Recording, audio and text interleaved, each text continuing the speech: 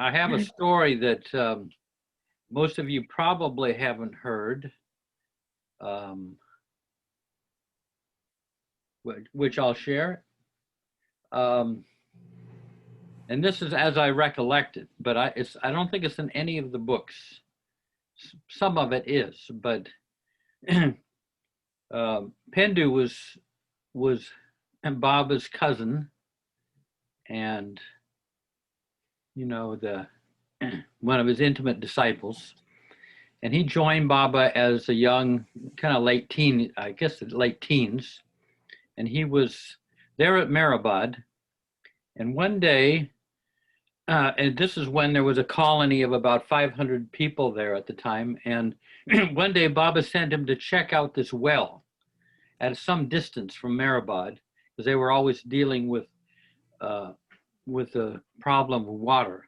And so he went to check to this well and at some distance. And when he looked over at the well, he had this feel it was empty. He had this feeling that if he leaned over, he had this overwhelming impulse to throw himself into this well, which terrified him.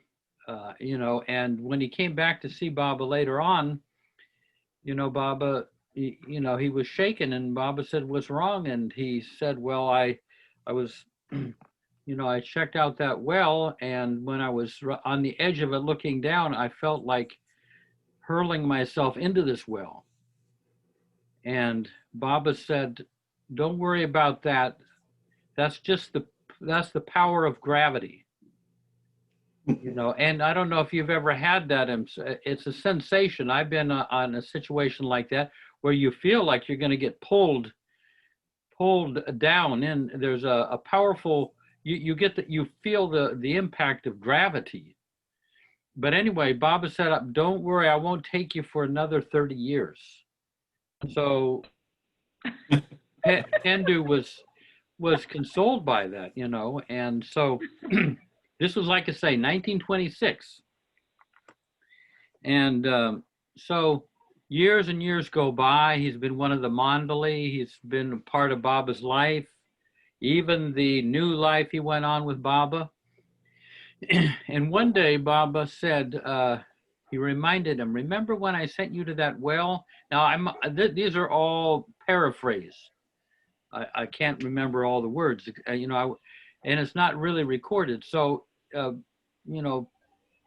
Pendu, Baba said, you remember when I sent you to that well and you were so shaken?" And Pendu, remembered it and everything, and said, and I said that I wouldn't take you for another 30 years. And Pendu said, "Yes." He said, "Well, Baba said, things have changed since then. I can only take part of you." And Pendu said, don't take part of me, take all of me, Baba." "No, I can't." And a week later, the second accident occurred. And Pendu was horribly injured in this. He could never walk again, and his tongue was severed, so that he had a very difficult time talking. If any of you that were there in the early years at Mehrabad, it was very hard to understand him. You had to kind of learn it, learn to follow his pronunciation. And so, but after this accident, Pendu was very angry and upset, because now he was in charge of all the gatherings. He did so much for Baba, and he was so physically strong, and now he was incapacitated. And Baba eventually sent him out to Mehrabad from Mehrabad. He was at Mehrabad, and he sent him out to Mehrabad. And he was given Dr. Donkin to rehabilitate him, but he refused any help. And he was just, he was in great agony. It went on for months. And so what happened is, So he is out there, and one day Baba sends for him from Merazad, and he is brought out with great difficulty out to Merazad. And when he gets to Merazad, somehow Baba indicates, don't help him at all. I mean, they wanted to assist him. He could barely walk. Baba insisted. Baba kind of through kind of his expression indicated that none of the Mandali were supposed to get up and help him. And so Pendu struggled to get there in front of Baba in Mandali Hall. And Baba said to him, how are you, Pendu? And he said, Baba, you know, I'm in so much pain, I can hardly sleep. It's just been, you know, agony. I'm paraphrasing. Baba said, did you ever think of my suffering? Get out of here. Get your face out of here. And suddenly he has to leave. And he's taken, he gets out of the place, I think, on his own efforts, and then he's helped in the car. But as he's leaving, I don't know if Baba called him back, but Baba, I can't remember whether Baba called him back, but oh, this is one thing. This is one famous line that Baba said to him, you know, after he said, you know, did you ever consider my suffering? Oh yeah, and then he was taken out of the room, and that's when Baba turned to the Mandali in Mandali Hall and said, sometimes to be infinitely merciful, I have to be infinitely cruel. And then a message was sent out to Pendu. I don't know if he was brought back in, but Baba had conveyed to him that he wanted Pendu to be in charge of the Sahavas in 1958 at Mehrabad. And because of that, Pendu was so overjoyed in spite of all his suffering, because he knew that meant that he would be still of some use to Baba. And so he was the one who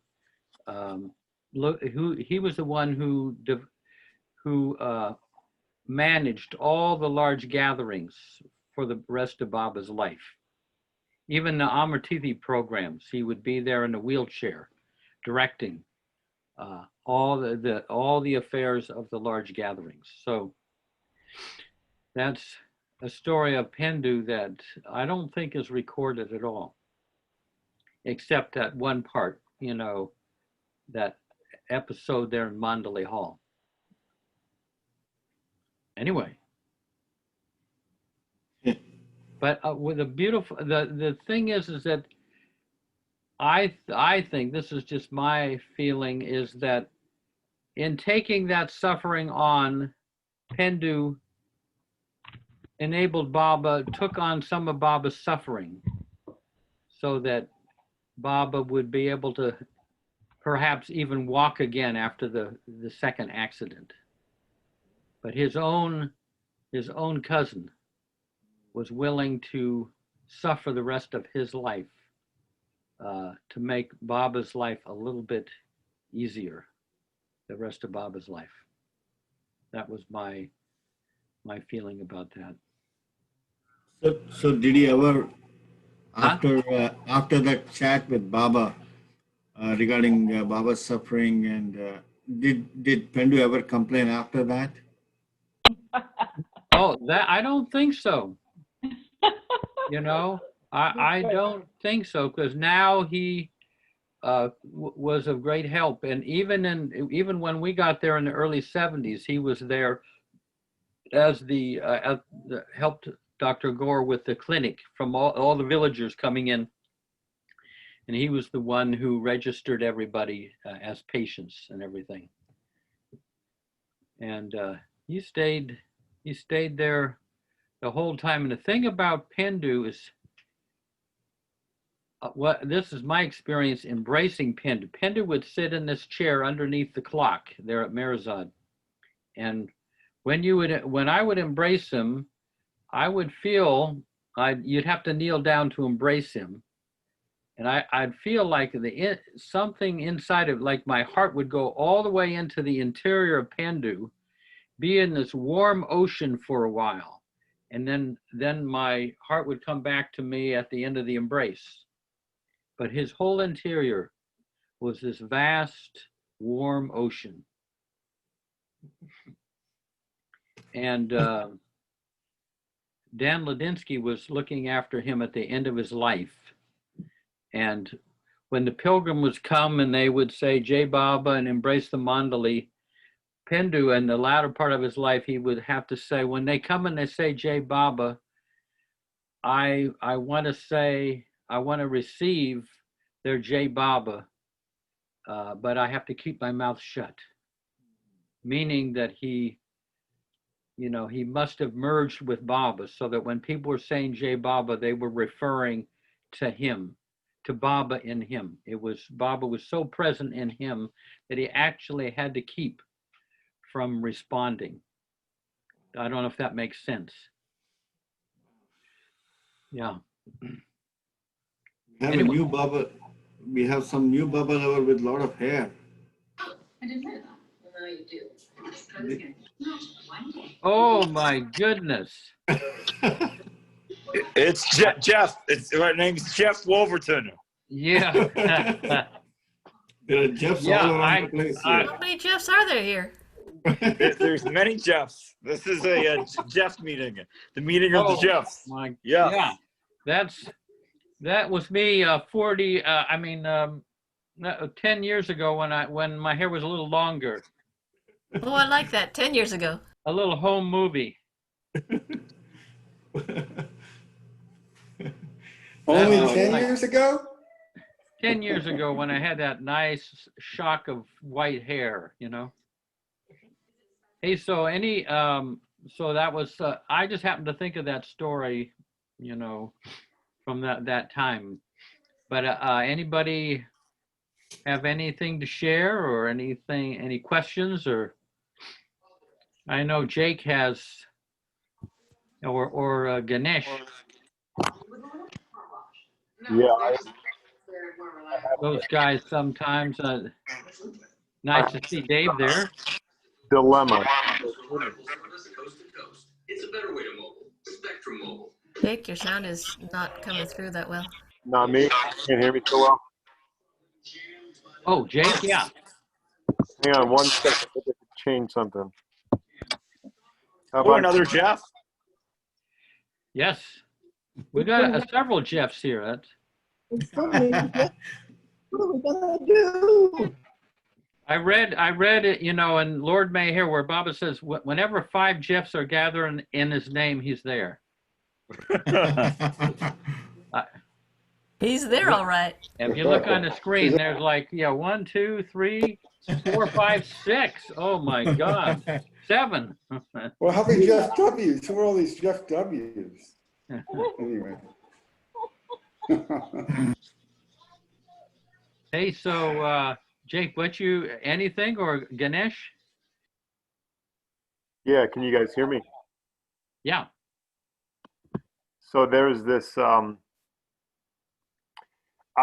personally, I have been feeling and struggling with the idea of being fully content in just focusing on Baba without worrying at all about my own state and experience of my life, if that makes any sense. So ignoring and not being worried at all whether I'm experiencing pleasure or pain or satisfaction, dissatisfaction, just using whatever state I'm in as an opportunity to focus on Baba. That idea has been brought to my attention, has been brought up into my consciousness and awareness. And man, is that, for me, that's such an incredibly hard challenge to be content with just the focus on Baba, regardless of what state I'm in. Yeah. It's something else. I really am quite bothered by that on some level. Like, it almost freaks me out because it completely erodes away the foundation and feelings that I have of what Baba is to me and what my experience of Baba is. And I think it's in a good, it's for the best. It's in a good way, but it feels really weird and awkward and uncomfortable and a little scary, I think. You know, it really, it helps me gauge the depth with which I'm, you know, the depth of my narcissism and egocentric nature still. And I think that's part of also why it's a little uncomfortable. You know, here I thought I was doing pretty good for a while, and then I get this glimpse, and it's like, whoa, you know, I still have a long way to go. Anyway. No, that's to me, that's a very valuable insight. You know, I mean, our tendency is to want to find mental comfort. I mean, a lot of our unconscious effort is to find mental comfort. And if we're very uncomfortable in the present, we reach for something in the future or the past. If you can, you know, if you're able to accept the horrible discomfort of the present, you get completeness, you get the feeling of completeness, but you're still miserable. This feeling completeness can, what can I say? The feeling of completeness can be enough. In other words, otherwise, say if you're very uncomfortable and you're thinking of some place in the future or the past, now you're incomplete. Right. Yeah. You know, you have to be in the future or in the past when things were better. And so now you feel better by thinking of escaping the direct experience of misery in the present by thinking of, you know, going into the future, or you move yourself to the past. But so now you're incomplete and you don't suffer as much.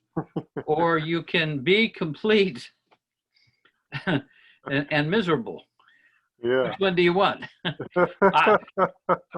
I mean, I tell you, I think I don't know if I shared it here, but one time in Mandalay Hall back in the 70s, I happened to, and we were all sitting around with Erich, and I happened to look at Erich through a different window than I usually would see him at. And what I saw, and what I said to Erich is, Erich, I have a feeling. Now, and Erich was very casual and relaxed and present, fun to be with, entertaining, and so deeply empathetic. So I said to Erich, I have a feeling that if I were to inhabit your body for a half hour, all I'd want to do is go unconscious and asleep. And he looked at me with a flash of acknowledgement, meaning that the suffering that he was able to withstand and be complete and content would have crushed me. If I had gone in and inhabited his body, I would be crushed by the degree of suffering that he was able to tolerate and withstand and still be present with us. Does that make any sense? Yeah, that makes a lot of sense. I mean, it does. I was once working on Bao Churi in one of the back rooms at the trust compound, and I had him to myself, you know, and he's lying down and I'm massaging him, and I said to Bao, I'm going to quote to you a famous Sufi line, and you tell me if you found it to be true for you in the Mandali. And so the line is, suffering is he, happiness is from him. I said, what does that mean to you, Bao? Was that true for you in the Mandali? And Bao, he's laying down, and he very poignantly he said, we were only aware of his suffering. You know, year in and year out, day in and day out, we were aware of his suffering. But if anybody came to Mirazad, they got the happiness from him. Wow. Suffering is he, happiness is from him. So being around Baba, they all were able to withstand a tremendous amount of suffering. How could they not? How could they be with Baba in a state of bliss when Baba is over right next to them in infinite suffering? Hmm. So they all shared in that, but they didn't tell us so much about that. That would be like a parent telling a child, you know, how horrible it is to go to the factory and being abused by a boss, you know, and what they have to do working long hours. You can't tell children that. They didn't tell us some of their experience. Yeah, that makes that really does make a lot of sense. But he was complete in that suffering. Fine. So, Jeff, but in longing, you always are looking in the future, right? The longing actually, like if you are in US and supposing Baba was in physical body and you are, you know, okay, next month I'll be going for that darshan program to and see Baba. But that longing always keeps us in the future, right? Longing will keep us in the future. I'm just so about longing. So when longing is there, you are there not in this moment, but you're actually in the future moment thinking of that meeting your beloved. Well, it depends on whether you experience the longing in the present or you go with where the longing is pointing.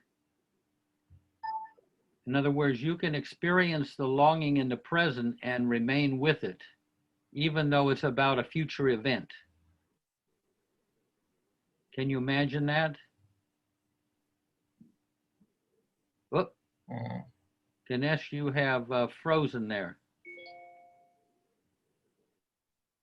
Yes, I think my net connection got frozen a Yeah. minute. Yes, sorry. In other words, it is possible to be in the longing in the present and not go with where the future event that it's pointing toward. Ideally.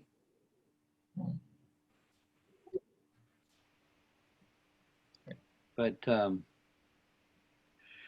yeah. Yeah, that's a very interesting, point. That longing doesn't have to take you out of the present. Yeah. I really like. Because it can be a longing for Baba in the present. And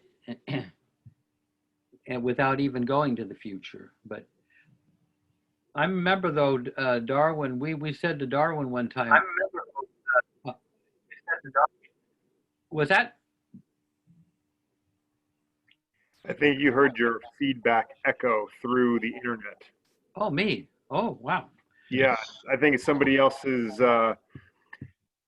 because of, I guess, the time delay between us and maybe somebody on the West Coast or in India. You are hearing your voice reaching them through the speakers or microphone. Oh, I got it. Fashion, yeah. Well, we can blame Dinku for that. Now, what was what we were saying? Oh, yeah, one time we were kind of had this great expectation of going to India. This is back in the early 70s. And, you know, we said, well, Darwin, here we are thinking about this future. We're so excited about it, you know, and it's not really in the present. But Darwin said, you know, don't worry about that. Just get excited, get into the enthusiasm that you're soon going to be going to India. Because it'll come out, it'll all get come out in the wash. The experience will kind of dissolve all of that. So he, I mean, it was unusual where he actually, he encouraged the longing for the future. I mean, that's a really pretty good longing. But ideally, to stay in the present with it would be, I would say, even better. Well, that would even go back to, I think, what it means to like be complete, to feel and experience completeness, is that if you're having that longing, you are you're not projecting out of the present moment to, in spite of, or you're not projecting out of the moment to reach for that state. You're content with where you are until that longing is fulfilled. You're content with the Yeah. longing. You're okay with the yearning feeling. So Yeah. that makes sense to me from that Good.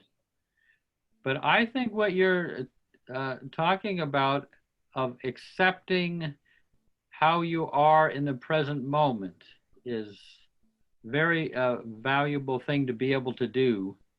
It takes a great tolerance of suffering and misery sometimes. Also, you have to be able to tolerate joy. It is true, yes.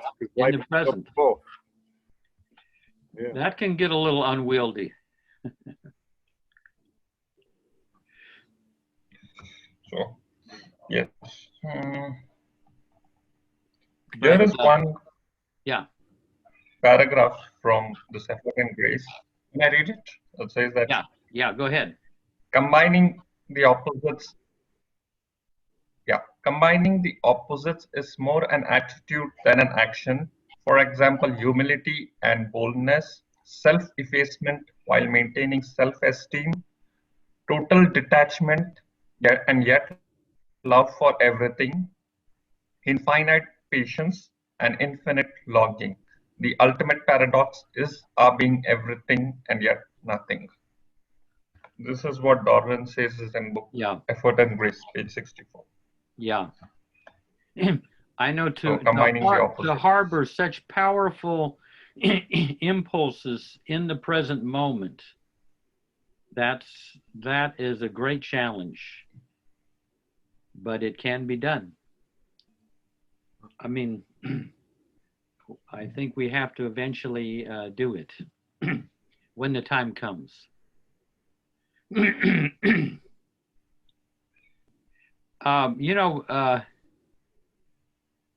Keep that in mind. I mean, this is this is one of the valuable things that you brought up, Jake. It is a very critical piece of following Baba and also remaining in that completeness. Is taking the whole and accepting the whole of life in the present. Very difficult to do. Yeah, especially with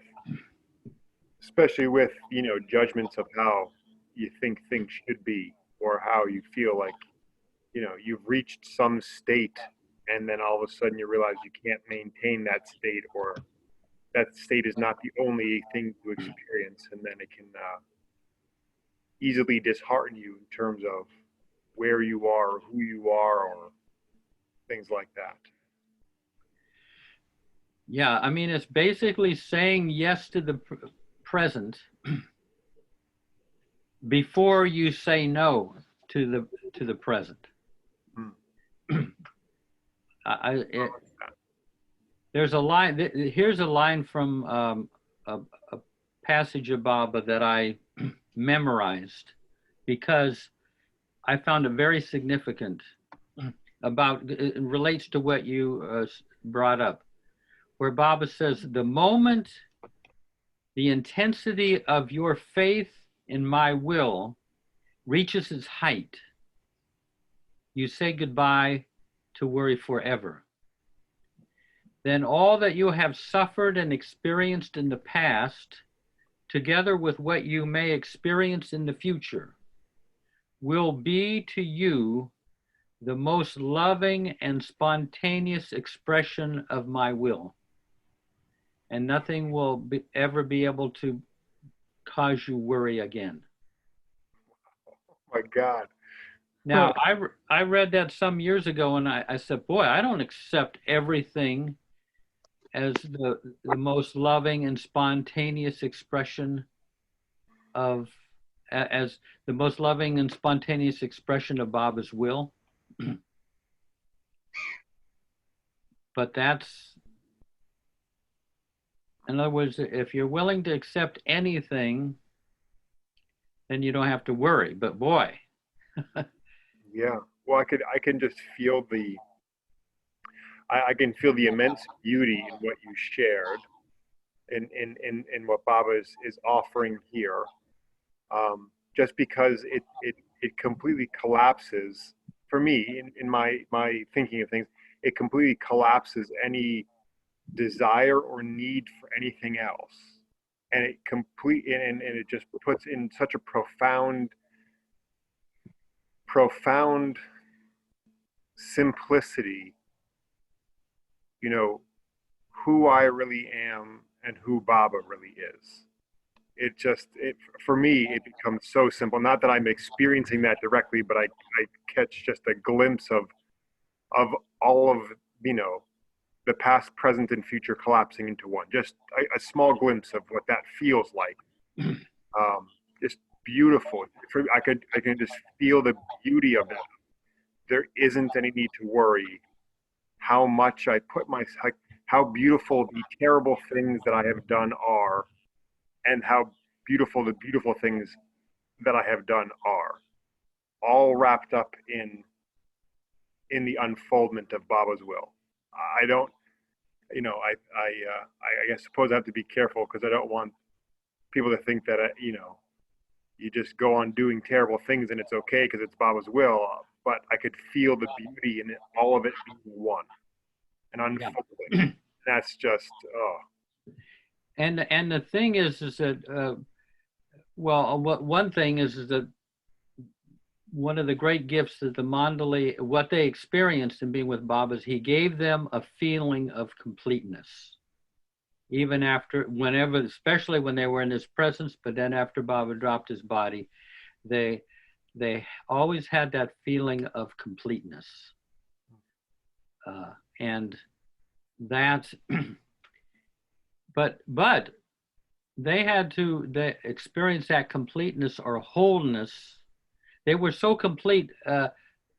Erich said that if somebody came along and offered them God realization, they wouldn't even be attracted to it because they're already complete. They don't need anything. But to experience their completeness, for them to experience their completeness, they had to do it while experiencing tremendous suffering. Little sleep, Baba's displeasure, you know, being alone, being being applauded for things, all of the emotional experiences they had to accept. They did, not that they had to, they did accept. Yeah. So is like completeness just being in the state of not wanting anything, just being content? Yeah. You know, and is an experience of Baba directly inherent in the feeling of completeness, or it's just being content? That's it, like nothing more than just being content. Yeah. But it's a contentment that has to be experienced in the midst of great suffering, if that's your fate on a particular day. Mm-hmm. But and equipoise, you know, you're not longing to get out of the moment. But the interesting thing is, in the state of completeness in the present, what flows from you is very harmonized things. You know, what comes through then is softened by your acceptance of suffering.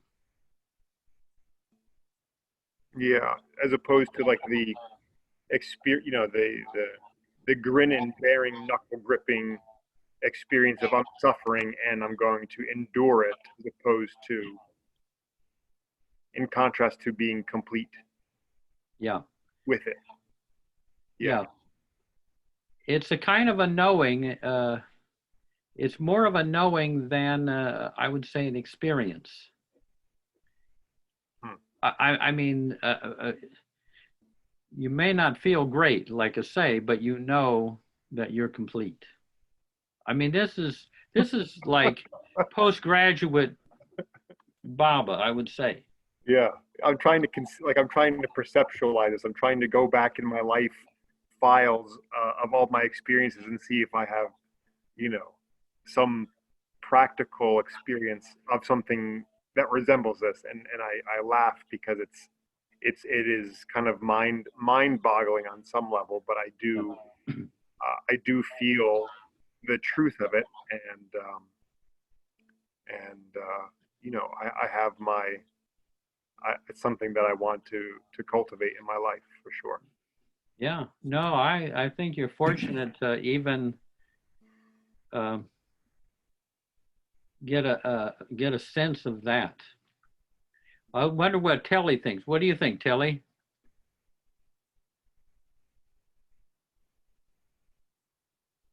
Yeah. Yeah, it's very profound. I think I ever think of Byron Katie, someone I've read and who has this thing says loving what is. Yeah. And it's just it's so simple and so difficult all Yeah. at the same time. Yeah, she puts it very well. Loving what is a Byron Katie. That's one of her great modalities, I guess you might say. And it brings you, a completeness, a wholeness. And Hey, Jeff? and you and Baba get merged somehow. There isn't you complete over here and Baba is over there. The completeness, you might say, is Baba. Because Eric said we never felt lonely, you know. In spite of feeling terrible, they never felt lonely, because I would say the completeness is a kind of merging with Baba. Hey, Jeff? Yeah. Now, when you felt, I mean, when you asked Erich in 70s, the question about you sort of, sort of occupying his body or something, and then you thought you'll be crushed. Now, how do you characterize the suffering that Erich was going through at that time? Was it physical, mental, or what sort of suffering would he be going through? An inner suffering. I mean, this was when he was younger, so he was quite physically robust. But no, this was a different, this was the kind of, maybe I'd say spiritual suffering. I mean, it was a non-physical suffering. I mean, it might have had some physical implication, but I saw in looking at him, the window I looked at, I could see that the amount of suffering that he was able to endure and still be relaxed and be there relating to us and everything was overwhelming. Was he suffering like Baba did because of the ignorance of the world in some way? You know, I mean, he flashed an acknowledgement, but he didn't say anything. I don't think he wanted to bring that up, to dwell on that, because that could be scary to, you know, people. We were all young, and you don't want to hear anything like that. You mean you got to suffer? But it's voluntary suffering. Voluntary suffering brought on first by our love for Baba. You know? Yeah. I have that sense that it's so important for first the root of love for Baba to be in place before that willingness, like you said, that willingness of suffering is really capable of doing that. So you're capable of being willing to suffer to be with Baba. Yeah, and it's not like you're seeking this suffering. It's basically you're accepting if and when it comes. You know, it's not like you're going to flagellate yourself and impose great suffering on yourself. That would.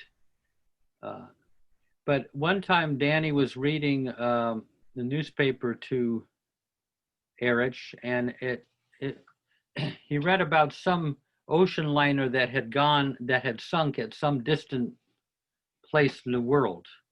And he said to Erich, are we supposed to feel that? And Erich said, of course. I mean, just imagine the extent of his empathy, reaching all the way out to people at a great distance. But like I say, I'm always happy to hear these things because this is part of the larger picture.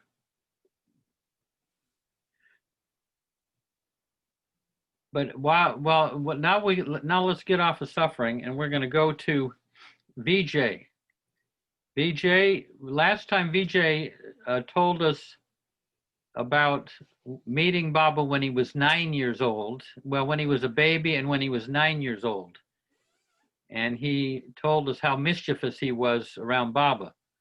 But when was the next time, VJ, when was the next time you were with Baba, and what was your experience of Baba then? And what were the things you were thinking about, the things you were doing? We can't hear you though.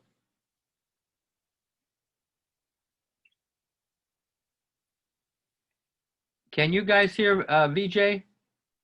No, we can't. I mean, He's muted. Vijay- You gotta unmute, BJ. Okay, I Looks think like it's he on. disappeared, coming back, maybe.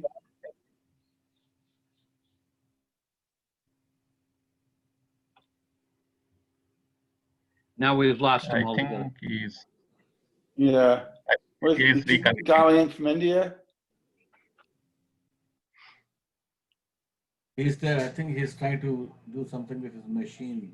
Yeah. In the meantime, anybody have any? Oh, Ganesh, go ahead. Yeah, Diane. We're saying goodnight. Oh, good night. Okay, great. You guys have hung in there for quite a few hours. Thank you, everybody. Yeah, great to see both of you. I hope, yeah.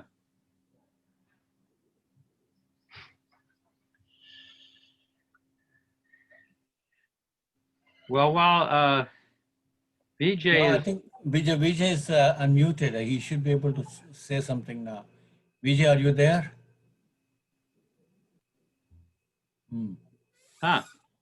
There. So, Dinku, how are you doing?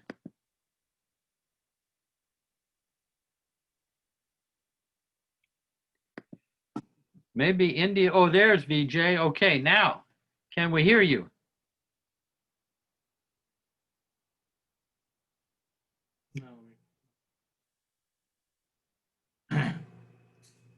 We can't hear you, VJ. Capturing. Oh, we lost him again. Hey, Marge, are you still there?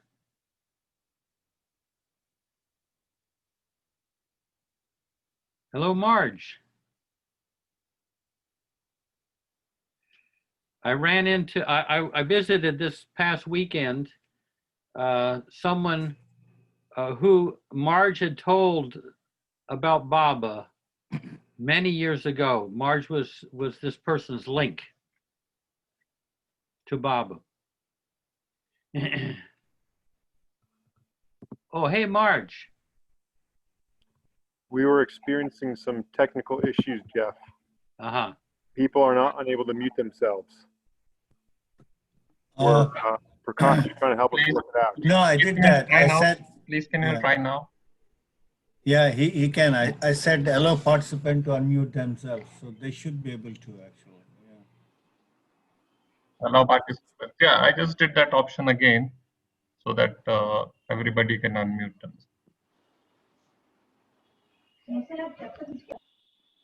Just to Okay, say I that- managed to unmute myself now. Oh, good. What about you, VJ?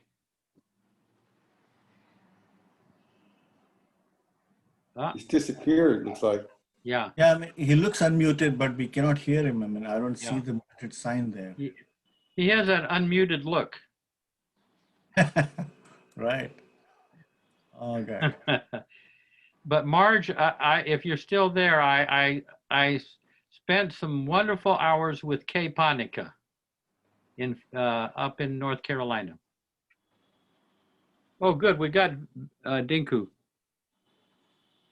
What about you, Ganesh? Can we hear you?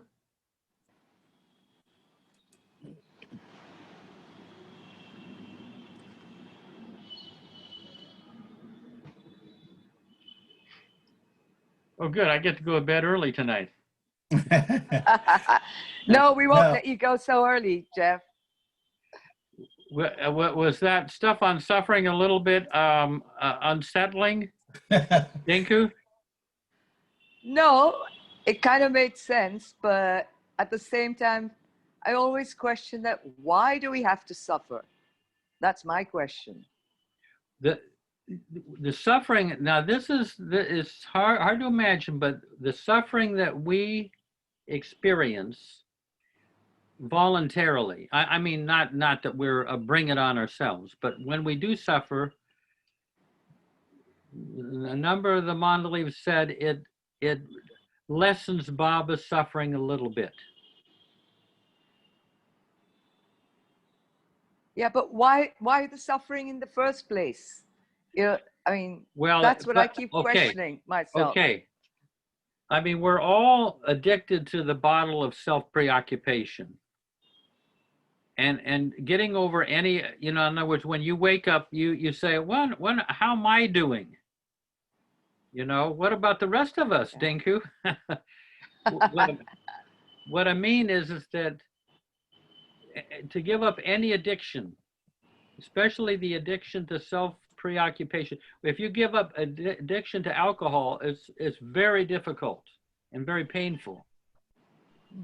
And all the more the addiction to self-preoccupation. Mm-hmm. Okay. It's not like something that you just take off like a coat. It's so in our what can I say? We're so deeply embedded in it. It's not easy for Baba to remove our attachment to the addiction of self-preoccupation. So you mean it's a way of, teaching people to be more empathetic and, sort of live in oneness? Definitely. Definitely. If you're always kind of blissfully happy, and have you ever been around someone who's newly into spirituality and you're going through a hard time and they're coming by and they look at you like, what's wrong with you? There's no empathy. They're looking, you're speaking two different languages. Yeah, okay. Jeff, Baba said that suffering is self-inflicted. He doesn't mean for us to suffer. We suffer because we impose suffering on ourselves. One thing is because that worry that we do, worry and because our ego messes up situations, or we get in trouble with people because, the ego part of ourselves, you know what I'm saying? So that's what Baba said, that we inflict in ourselves suffering, that he doesn't want us to suffer, but we suffer. He doesn't want us to suffer that way. 99, what did Bob say? 99% of suffering is self-created. But we're talking here about the 1%. Oh, okay. Yeah. One thing that came to mind when I first came to Baba, it was not like long ago, but was from my past quests, was Gurdjieff used to talk about conscious suffering. Yeah. And I thought I understood it, but it's the kind of thing where you think you understand something and then you think about it more and do I really understand this? I don't really understand. I'm at a point now where I don't really feel like I know anything.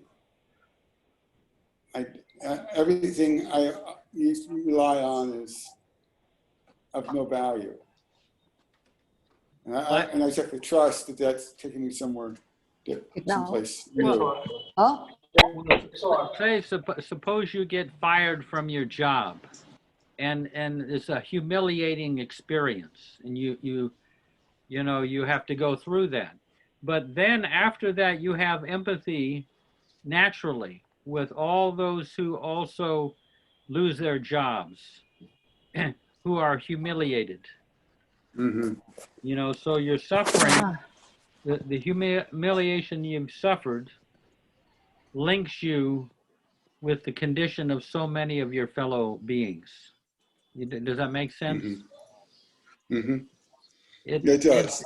It's in the cause of love, believe it or not. I mean, you think, why did the boss fire me? And you can go through all of that. But then part of that experience is now you know what a lot of your fellow beings have had to deal with.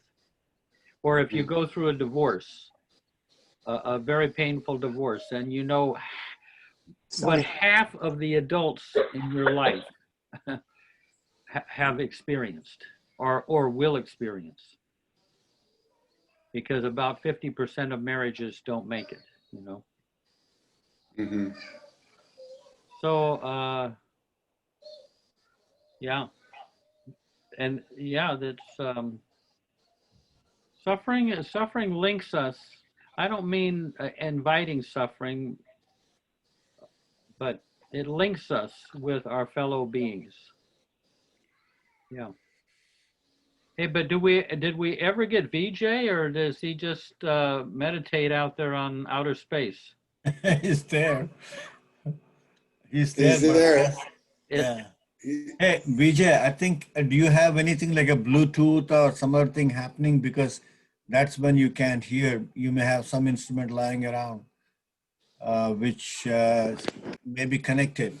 Yeah. The best way, Vijay, there is an arrow pointing upwards near the microphone picture you see on the left bottom. If you click on that, then you will see. Hey, I think we heard you. Yeah. Can you hear me now? Yeah. Okay. Yes. Okay. So you told us Okay, when you very were. well. You told. Yeah. VJ, you So- told us. VJ, you told us when you were 9 years old. Now, what was the next time you met Bob? Next time was in first time in 1960, and next time was in 1962 East-West gathering. Yeah. But we did not have that liberty to meet him personally. The first day more than 5,000 people, and the first day it was the pandal backside Guru Prasad, and thousands of people. I stood on a chair, and when Baba comes on the stage, he waves to the crowd, and I saw him and I started crying. I was 11-year-old, and I didn't know why I'm crying, but the continuous tears flowing in through my eyes. And afterwards it rained like anything, but nobody moved from their places. Like they were so absorbed in Baba that they all danced in the rain and just watching Baba. So that was the only experience I remember. It was some 3-4 days stay. So I don't remember anything in 1962. Yeah. Did you meet Baba in 1965 at the Darshan? Yeah, I think, but I don't have memory. Maybe 64, 65. And I remember only touching his feet in the line queue. But in 69, of course, when Baba dropped his body, then I went inside the tomb down, touched his feet. So that was the experience. Yeah. Yeah. So, yeah, we were just talking about humiliation. So, can I say a few lines on humiliation? Yeah, go ahead. So, Lanita likes humiliation. humiliation, Baba said, it is a spiritual strength. And one must go, it's a beneficiary. One must, if somebody goes through humiliation, he gets the spiritual strength. So why should we bother about humiliation? You see, and everybody has to face humiliation in life. So one should appreciate. And you see, it's a world is out of duality, from non-duality to duality. So we have to experience the duality. And to attain the poise, the mental poise, we should go through all the experiences, suffering and happiness and all that. So that's my the way I feel. Yeah. Yeah. Beautiful. You know, the Mandali, almost all of them had the same adjectives of what it was like to live with Baba. They would say living with Baba was frustration, humiliation, and exhaustion. It was that combination we heard from them. Exhaustion, humiliation, and frustration. And yeah, see, the love conquers everything. Love can, you know, the boy gets beating, but still he likes his mother. And so that's the love, strong love, the strength of love. Yeah.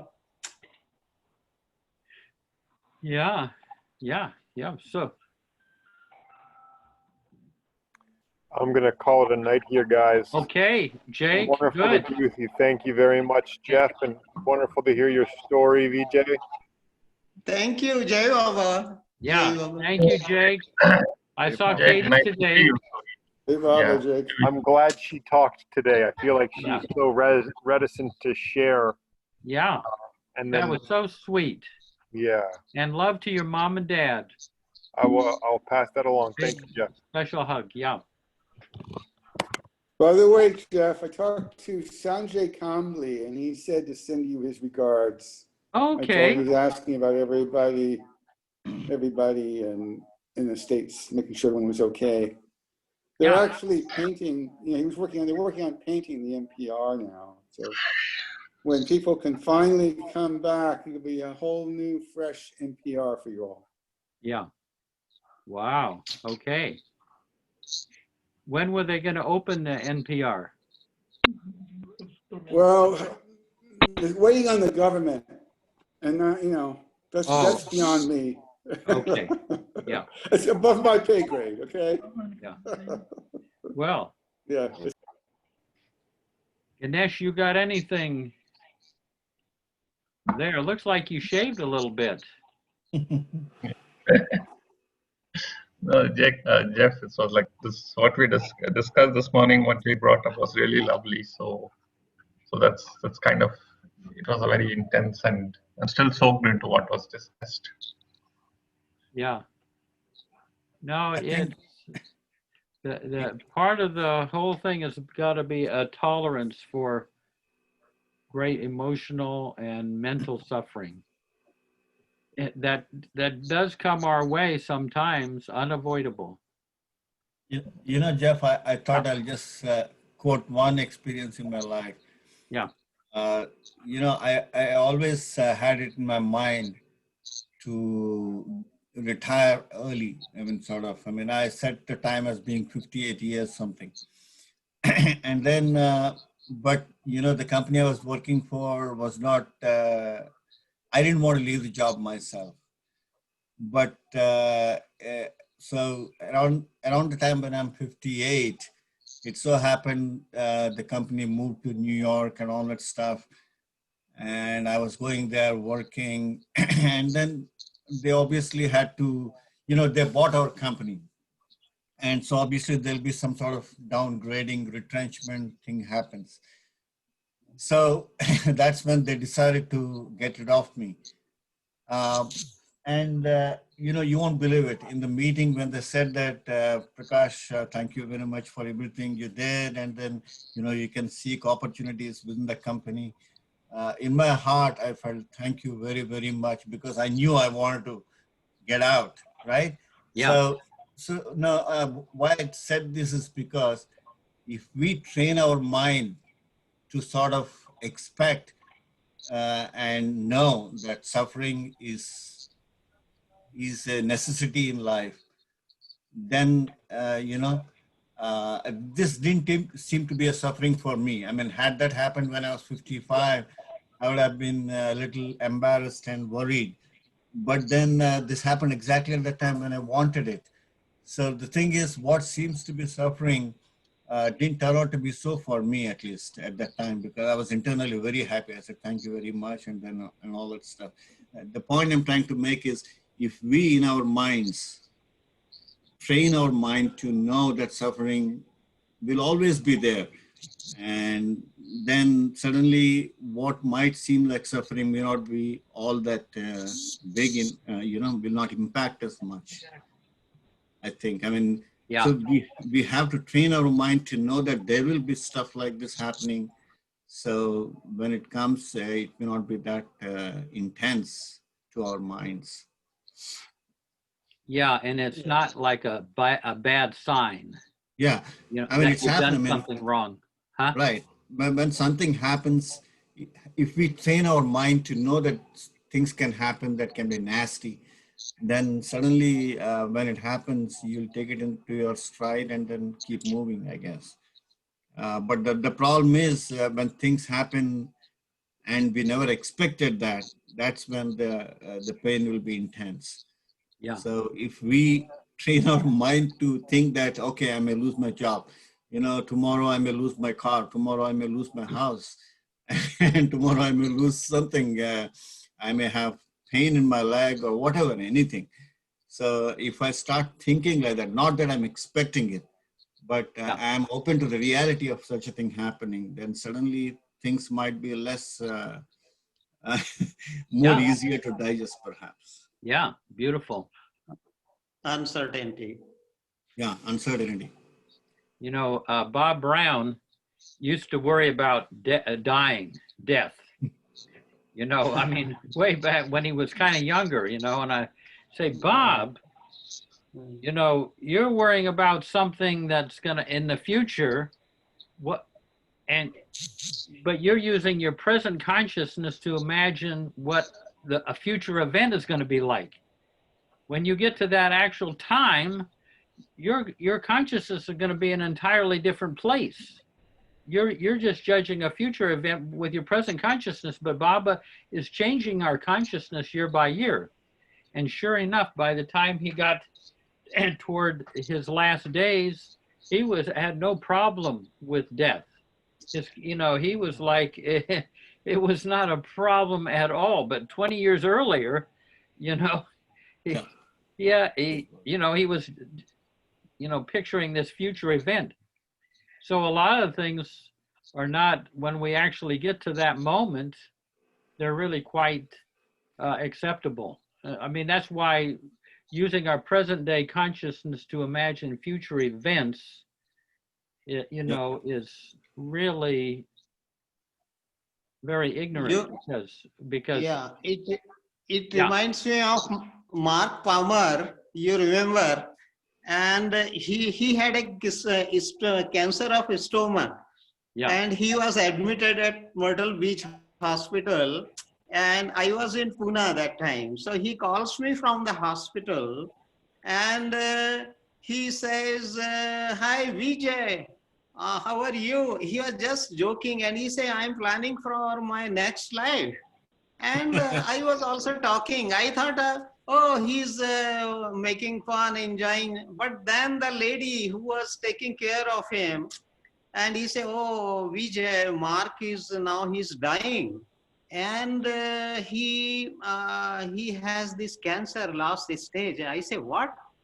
And I really means shocked. I got shocked. I called Bhau, and Bhau, yeah, what's going on? We should do something. And Bhau says, no, it is better for him to die. And then I got some relief. I said, okay, well, matter is serious. So that's the thing. He was enjoying his last. This is a guy, you know, from Myrtle Beach. Well, he was in Chicago, but he lived in Myrtle Beach. And before he died, what he wanted in the hospital, he wanted the funeral to take place while he was still alive. And so everybody gathered in the hospital room, and they gave the eulogies, you know, like just like a regular funeral. And he was putting in the Baba publications, you know, looking for future parents, you know, putting want ads, you know, searching for future parents for his next life. Hey, and Jeff. right in the middle of this funeral, this kind of mock funeral, Santa Claus was coming through the hospital, you know, visiting the kids and everything. And he was pulled in, and Mark Palmer and Santa Claus sat there, you know, from his deathbed. I mean, he was dying, and there it is. There's Santa Claus and Mark Palmer. That's the way to go out. It was a delightful experience.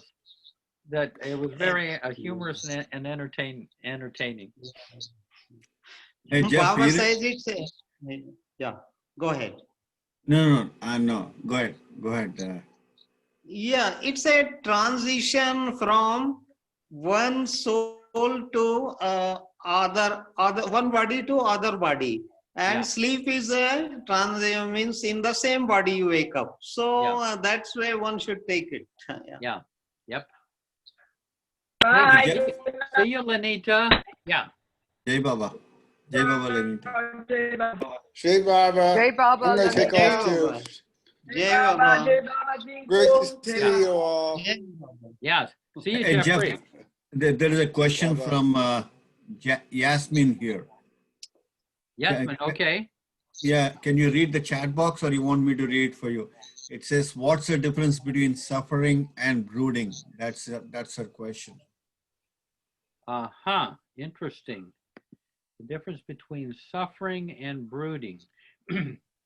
I mean, I'm just trying to get the meaning of the word brooding in the context that she's using it. Sometimes you're brooding over something. Rocky, come. Oh, brooding over something which is a future event, or brooding over something you did in the past. Well, Yasmin is there. She had the picture of Baba's tomb. Brooding can, well, here's what I always say, that say you are brooding. Now, it's how you respond to your brooding. If you kind of give into the brooding, that's a certain kind of suffering that's more self-created. If you observe yourself brooding, that is a different type of suffering altogether. And that is, I think, the useful suffering. If you observe yourself brooding, if you don't react to your reaction, but you observe your reaction of brooding, then that's, I think, a helpful suffering. But if you're just brooding and you're indulging in the brooding, then that's more of a self-created suffering. That doesn't mean that that doesn't mean that it shouldn't happen. It does happen. But if you can get some space between you and your brooding, even though the brooding is still there and you have to still suffer that brooding, but to observe your brooding is a different type of suffering. I don't know if that, Yasmin, if that makes any sense. Yeah, Maybe thank you, Jeff. you follow? The result of brooding is joy. Now that, what do you mean that the result of brooding is joy? What do you mean by that? Suppose a lady, she's delivering. So the suffering of the delivery, but ultimately transforms into the happiness of the baby. Means the baby is delivered. So she, in order to achieve that happiness, one has to go under suffering. Yeah. Well, you're But then using that. Sorry. That Yeah. kind of suffering is an external thing. It's not an internal. Whereas, according to me, brooding is sort of self-created, as Jeff said, and I can't see how we can apply that to a lady delivering a baby. I mean, you're not brooding over that. You're anticipating it in joy. Well, I think he's using brooding like giving birth, brooding. That's another meaning of the word brooding, but you know, brooding cows, brooding. Yeah. I think he's. Yeah, right, exactly. That's different. Yeah, we're talking about the mood of the brooding mood. I mean, it's got a different meaning, but that's that's interesting. That's very good, there, Vijay. So, well, suffering depends on. I just give you an example of mine. I had to go through court cases, say 10 years. And initially you are afraid of going to court and facing all these court things and all. But then later on, I started liking it. I say, oh, it's fine. Even Upasni Maharaj has to go to the court. So what's there? So then you get tuned to those suffering, and then later you enjoy those suffering also. Yeah. Yeah, you change your mental attitude, like Prakash was saying. Attitude. So see, you change your expectation. Yeah. Yeah. So people ask, what did you get from Baba? And they say, yeah, it's the change of attitude to the life. Yeah. Good. Yeah. Ganesh, you got one last thing, and then before we go.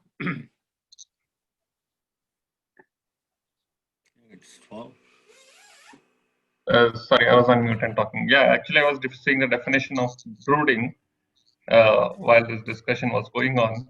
It says preoccupied with depressing, morbid, or painful memories or thoughts. Yeah.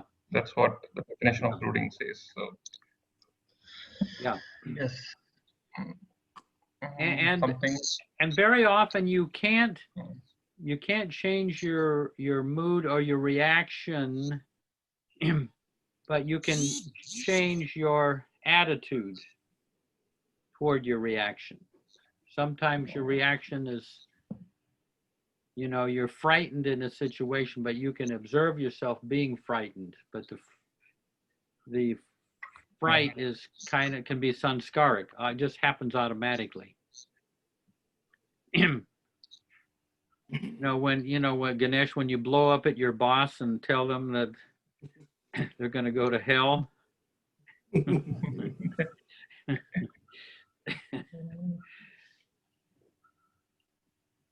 Yes, I mean, but I'm just trying to think about what Eric said to Dan when there was this liner that sank and all that stuff. A line of what? A liner that sank. I mean, you're talking about a ship that went down. Yeah. But that sort of the suffering that all those people went through, which is not easily perceptible for a common man. Yeah. And that is difficult to really feel, really. I mean, that's something, I mean, one has to develop. I mean, we have to have that heightened sense of love, I guess. I mean, Yeah. To feel that difficulty that's happening and that's not directly connected to you.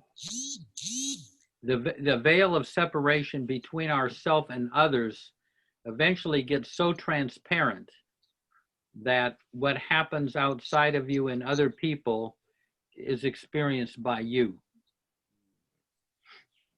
And that's just, I like to say, this is a postgraduate, you know. Okay. Baba said about himself, he said, my body is like fine gossamer through which the winds of the world freely blow. My body is like, what did I say? Fine gossamer. A fine gossamer. Through which the winds of the world freely blow. In other words, Baba has no protection.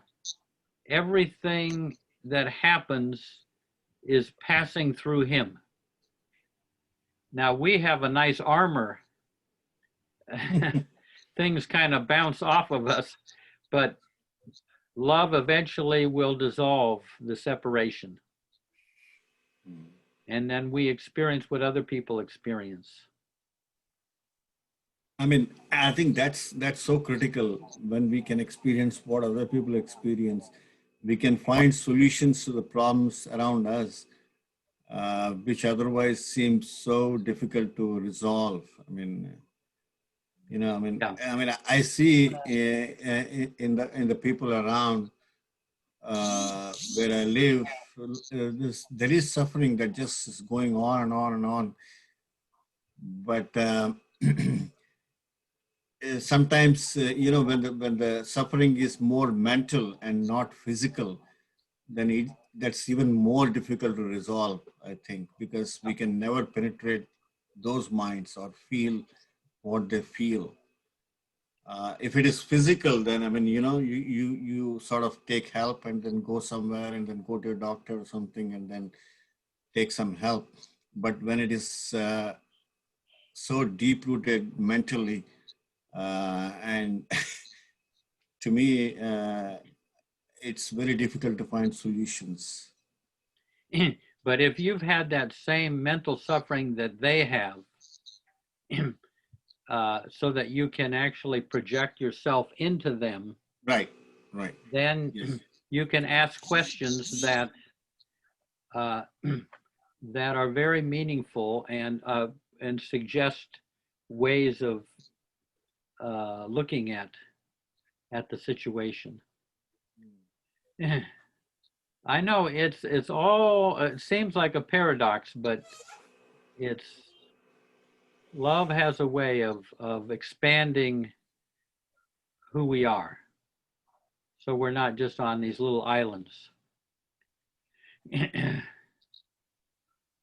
is very true. Like Baba said, the musts, sometimes a must would be like connected with a whole country, meaning they had the separation between them and others has so much of it's gone, and they can feel what another whole country feels or what a whole city is feeling. Baba, you know, took the musts that were in certain localities that they were in charge of those cities or towns, and took their that experience and universalized it for giving the whole world a spiritual push.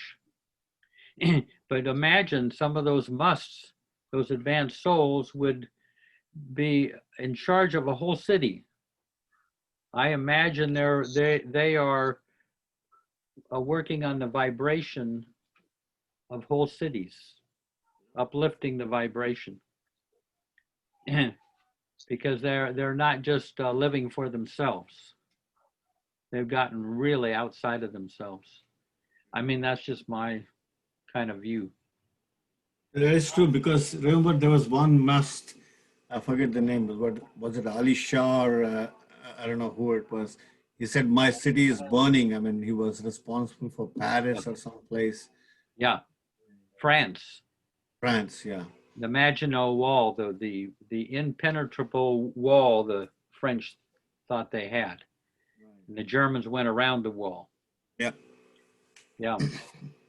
My house is burning. Yeah. Guillory, no, I forgot. I know, I can't remember his name.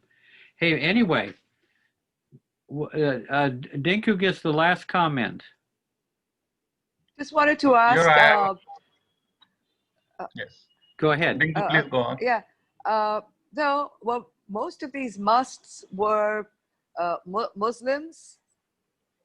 No, not necessarily. Oh, okay. They were, yeah, no, they were all, but I don't know the percentage between Hindus and Muslims. You would probably know if you went down the list of names. You would know which ones were Hindus and which ones were Muslims, even though they were given nicknames. Like Muhammad the Must was actually, Muhammad the Must there at Lower Mehrabad that Baba brought. I think he was actually Hindu. Oh. His name was Bao, but they would get, sometimes you couldn't tell from their names. They were given Hindu names if the Hindu community wanted to claim them as their own, and the Muslims would claim them. They would give, so they gave Sai Baba, that's a Muslim name, but I think he was a Hindu. No, they say for Sai Baba, nobody knew who he really was. Yeah. Not that it matters anyway. Yeah. But he never said he was Hindu or Muslim or whatever else, you know. And no, the reason I asked is because I was just kind of trying to think of the connection between these musts and the Prophet Muhammad and Baba. I was, kind of that connection. It could have happened. One of the things, the characteristic of the musts is that they got into spirituality without a master. And they went so far into it, they got drowned in the experience. If they would have been under a master, the master would have kept them, stabilized them, but they didn't have a master. And I could see that it could be, many of them could be Muslims because they don't have the same master-disciple history that Hinduism has. A master-disciple is very much an integral part of Hinduism, but not so much with the Muslim faith. It just, the religion doesn't encourage a master-disciple relationship. Yeah. And so maybe a lot of them, like I say, were Muslim for that reason. They never got connected with a master. So they just went off the deep end. So they never got into this through religion. It just came, an inward spirituality that came out. Yeah. Yeah, you wouldn't call them of any religion. I mean, they're way off into the spiritual realms. Beyond religion. Yeah. Yeah. Thank you. There's a line from Rumi where he says, gambling away the self is beyond every religion. Very profound. Yeah.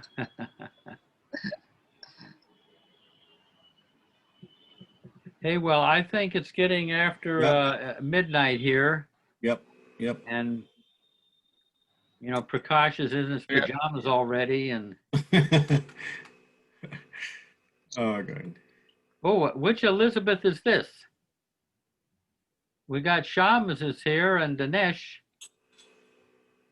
Elizabeth. I wonder what Elizabeth it is. Yeah. Hello, Sham. Okay, now we can leave. Yeah, anytime. It's time to depart. Yeah. Yeah, Thank Sham you, sings Jai pretty Baba. well. Yeah, Sham sings pretty well, Jeff. Yeah, I've heard you sing, Sham, beautifully. Okay, thank you, Ji. Thank you. Yeah. You know, Baba said that singing is the shortest path to God. Baba said. Yeah. Hey, Jeff, when are we going to hear you sing again? I don't know. Okay, next time. Well, sometime or other, I used to come on Arti and sing. You know, this is between 9:30. You know, the during the Arti. Yeah. I haven't been doing that lately. Yeah, Jeff, did Angela approach you for a concert or something? No, I might do it sometime. Yeah. Oh, Yeah, great. Hey, well, now, but I wonder what Elizabeth this is. Which Elizabeth is this? Yeah, unmute. You have to ask to unmute her. I'm asking. See if she will. Yes. Huh? Okay. Anyway, here's one quote that I want to read at the last. So yeah, it's a very profound and very simple, a very important quote. That's one line. Think of me, remain cheerful in all your trials, and I am with you, helping you. Read it once again. Think of me, remain cheerful in all your trials, and I am with you, helping you. Yeah. So I just wanted to end it with this quote. Yeah, beautiful. Here's one from Rumi that comes to mind. The beloved is the master tailor, but unless you gather the scattered strands of your life into a single thread, how will they be able to pass through the eye of his needle? Succeed in this, and day by day he will sew you into the magnificent tapestry of his own being. I'll say that again. The beloved is the master tailor, but unless you gather the scattered strands of your life into a single thread, how will they be able to pass through the eye of his needle? Succeed in this, and day by day, he will sew you into the magnificent tapestry of his own being. Wow. But we have to do some work. You know, we have to bring our scattered life into a certain one-pointedness to get through obedience and surrender through the eye of his needle. So that's a beautiful imagery. One last one. I like this. You complain about the master's harshness. When a man beats a rug with a stick, don't say he's being cruel. He's merely getting rid of the dust. That's what master does. You complain about the master's cruelty. When a man beats a carpet with a stick, don't say he's being cruel. He's merely getting rid of the dust. He's getting rid of our samskars. Okay, folks. Thank you. Wonderful. I'll come around on Tuesday. It's my next night off. If you're around, always great to see you. And any quotes or questions or anything you bring. Sure. I've got it. There's a great quote that Shraddha read. And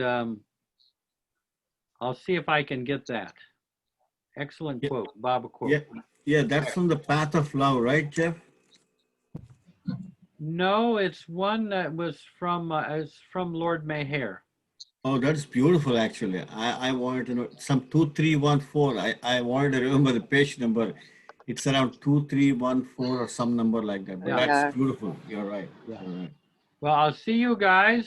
Yeah, Jai Baba. Keep Baba with you. Yeah, Just Jai Baba. know that Baba has no discrimination, because otherwise we wouldn't be here, folks. Jai Baba. Hey, Baba. Jai Baba. Jai Baba. Good night. Yeah. Jai Baba. See Good you. night, Prakash. Jai Baba. Jai Love Baba. to Anita. Yeah. Hey, Jeff. Okay, he left. I wanted him to remember.